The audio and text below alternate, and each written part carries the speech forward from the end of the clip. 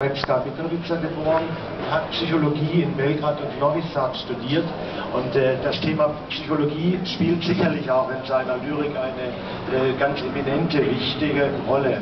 Er hat neben Prosa auch und Essays mehrere Gedichtbände bereits veröffentlicht und ist dafür auch mit mehreren serbischen Literaturpreisen ausgezeichnet worden, unter anderem mit dem Mladi Dis-Preis für junge Lyrik 2006 und mit dem Branko Radičević-Preis für Poesie 2007.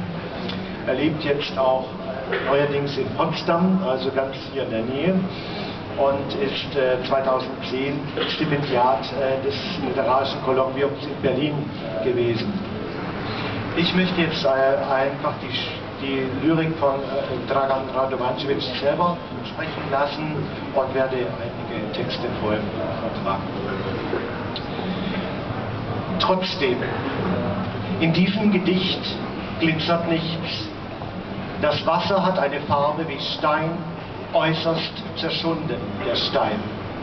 Wir nennen den Mond unser eigen, haben ein Recht auf den Mond. Und wer Grabesstille sagt, kennt keine Gräber, weiß nichts von uns. Entfernt das Licht aus dem Bild, vermeidet jede Perspektive.